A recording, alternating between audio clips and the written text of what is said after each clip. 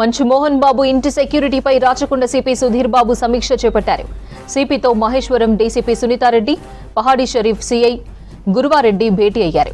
మోహన్ బాబు ఇంటి దగ్గర 2 గంటలకోసారి పరిస్థితిని పరిశీలించాలని ఇప్పటికే హైకోర్టు ఆదేశించింది. హైకోర్టు ఆదేశాలతో మోహన్ బాబు ఇంటి దగ్గర భద్రతపై ఉన్నతాధికారులతో రాచకొండ సిపి ప్రత్యేకంగా సమావేశమయ్యారు.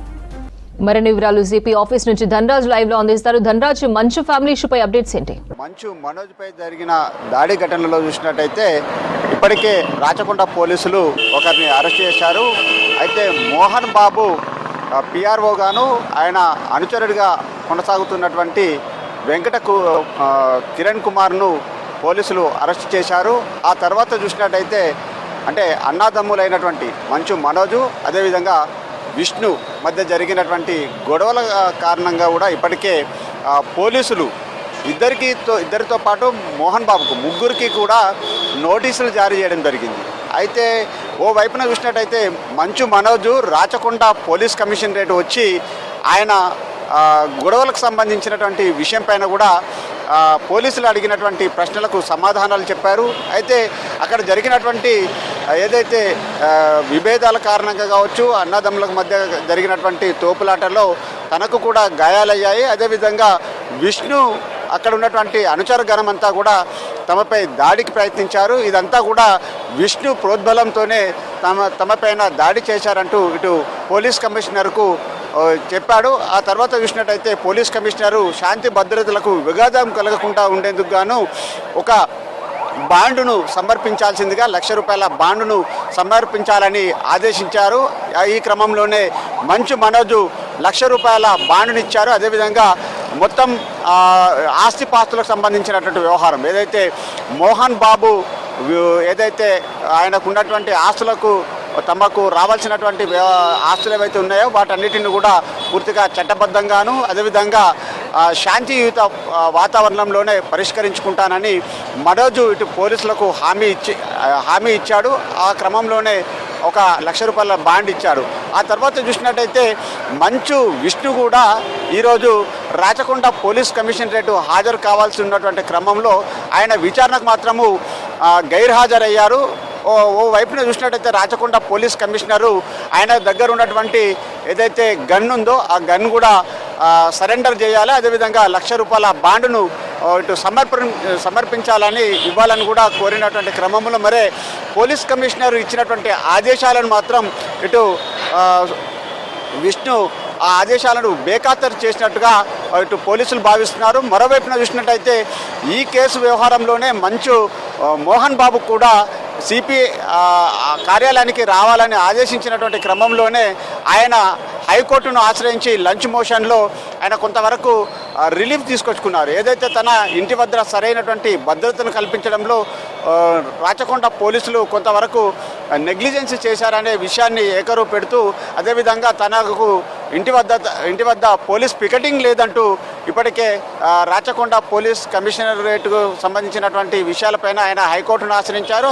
హైకోర్టు ఎప్పటికప్పుడు జల్పల్లి వద్ద భద్రతను సమీక్షించాలి. అదేవిధంగా ప్రతి 2 గంటలకు ఒకసారి పూర్తిగా భద్రతకు సంబంధించిన వ్యవహారాలన్నింటినీ కూడా చూడాల్సినదని రాచకొండ పోలీసులను ఆదేశించింది. ఈ క్రమంలోనే రాచకొండ పోలీస్ కమిషనర్ సుధీర్ బాబు నేతృత్వంలోనే భద్రతా వ్యవహారాలపైన అంటే జల్పల్లిలో ఉన్నటువంటి ఇంటి వద్ద భద్రతను సమీక్షించేందుకు గాను మహేశ్వరం డీసీపీ సునీతారెడ్డి అదేవిధంగా పహాడీ షరీఫ్ సిఐ గురువారెడ్డి రాచకొండ పోలీస్ కమిషనరేట్కు చేరుకున్నారు. సిపి తోటి భద్రతా సమీక్షకు సంబంధించిన వ్యవహారాలను ఎలా చూడాలి, అదేవిధంగా ప్రతి 2 గంటలకోసారి భద్రతను ఏ విధంగా సమీక్షించాలి, ఏ విధంగా పోలీస్ ప్రొటెక్షన్ ఇవ్వాలనే విషయం పైన సుధీర్ బాబు తోటి సిపి తోటి డీసీపీ సునీతారెడ్డి మరోవైపున Pahadi Shareef police station SHO అయినటువంటి గురువారెడ్డి సమీక్ష కొనసాగుతుంది. భద్రతకు సంబంధించినటువంటి ఏర్పాట్లపైన అక్కడ ఉన్నటువంటి సీసీ కెమెరాల అరేంజ్ చేయడము అదేవిధంగా షిఫ్టుల వైజ్గా మొత్తం అంటే ఆ కుటుంబకు సంబంధించినటువంటి తగాదాలు విషయాలన్నీ కూడా ఒక శాంతియుత పూర్వకంగా వాళ్ళు పరిష్కరించే దిశగా మొత్తం భద్రతను సమీక్షించాలి. అదేవిధంగా ఇందులో ప్రైవేటు వ్యక్తులు కానీ ఇతర వ్యక్తులు కానీ జోక్యం ఉండకుండాను పోలీసులు ఎలాంటి చర్యలు తీసుకుంటే బాగుంటుంది, అదేవిధంగా పోలీస్ ప్రొటెక్షన్ను ఏ విధంగా కల్పించాలనే వ్యవహారాలపైననే ఇటు డీసీపీ మహేశ్వరం డీసీపీ అయినటువంటి సునీతారెడ్డి, అదేవిధంగా పహాడీ షరీఫ్ సిఐ అయినటువంటి గురువారెడ్డితో కలిసి భద్రతా సమీక్ష ఏర్పాట్లపైన కూడా ఇటు సుధీర్ బాబు సమీక్షిస్తున్నారు. మరోవైపున చూసినట్టయితే రేపు అంటే ఇప్పటికే రాచకొండ పోలీస్ కమిషనర్ ఇచ్చినటువంటి నోటీసులకు రేపు ఉదయం 10 గంటల సమయంలో విష్ణు రాచకొండ కమిషనరేటుకు హాజరవుతారని ఒక సమాచారం అందుతుంది. రేపటి విషయంలో కూడా అంటే విష్ణు 10 గంటలకు వస్తారు కాబట్టి ఆయనను విచారించేందుకు గాను ప్రత్యేక బృందం కూడా ఇటు పోలీసులు ఏర్పాటు చేస్తున్నారు. అదేవిధంగా ఆయన వచ్చినటువంటి క్రమంలో పోలీస్ సెక్యూరిటీ కూడా సమీక్ష సంబంధించినటువంటి వ్యవహారాలు అంటే జల్పేలు నుంచి రాచకొండ వచ్చేటువంటి క్రమంలో కూడా ఆయన కల్పించాల్సినటువంటి భద్రతా వ్యవహారాలపైన కూడా సమీక్షలో దానిపైన కూడా చర్చ కొనసాగనున్నది. మొత్తం మీద చూసినట్టయితే గత 3-4 రోజుల నుంచి జరుగుతున్నటువంటి మంచు మోహన్ బాబు ఆస్తిపాస్తులకు సంబంధించినటువంటి తగాదా విభేదాలకు సంబంధించిన వ్యవహారం అంతా కూడా చాలా వరకు బయటికి రావడం, అదేవిధంగా ఇద్దరు అన్నదమ్ములకు సంబంధించినటువంటి ఆస్తుల గొడవ అంతా కూడా ఈ మోహన్ బాబు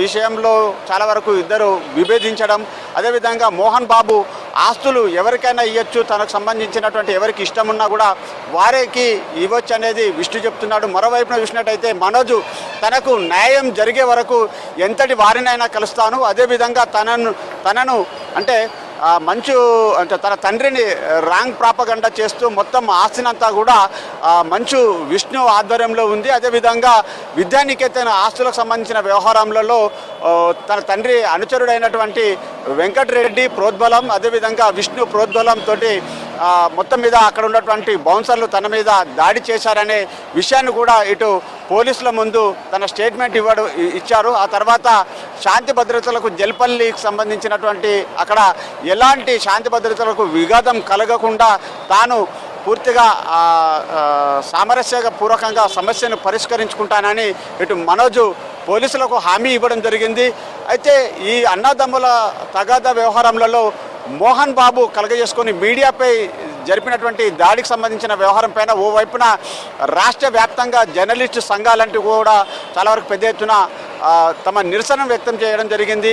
మరోవైపున చూసినట్టయితే మోహన్ బాబు ఆరోగ్య పరిస్థితి పైన కూడా చాలా వరకు ఆయన కండిషన్ తప్పి ఆ తర్వాత ఆయన కూడా ఓ ప్రైవేట్ హాస్పిటల్లో ట్రీట్మెంట్ పొందుతున్నారు. మరోవైపున చూసినట్టయితే ఈ అంటే మోహన్ బాబు విష్ణు మనోజ్ మధ్య జరుగుతున్నటువంటి కన్వర్జేషన్ వ్యవహారంలో సినీ పరిశ్రమలో ఉన్నటువంటి పెద్దలు జోక్యం చేసుకొని ఈ ఆస్తులకు సంబంధించినటువంటి తగాదాను పరిష్కరించే దిశగా ఓ వైపున సూచన చేస్తున్నట్టుగా తెలుస్తూ ఉంది. మొత్తం ఈ ఆస్తులకు సంబంధించిన గొడవలు కావచ్చు, అదేవిధంగా ఈ పంపకాలకు సంబంధించినటువంటి వ్యవహారాలు కావచ్చు, అవన్నీ కూడా సామరస్యపూర్వకంగా కొద్ది రోజుల్లోనే తాము పరిష్కరించుకుంటామని ఇంటర్నల్గా వారి కుటుంబం నుంచి వెళ్ళి అందుతున్న సమాచారం ఓవైపు నుండి. మరోవైపున చూసినట్టయితే జస్ట్ మన కొద్ది నిమిషాల క్రితమే అందుతున్నటువంటి వార్త ఏంటంటే జల్పల్లి వద్ద కూడా మళ్ళీ మంచు మనోజు అదేవిధంగా విష్ణు సంబంధించిన అనుచర గణం కొంతవరకు ఆ మెయిన్ గేట్ వద్ద కూడా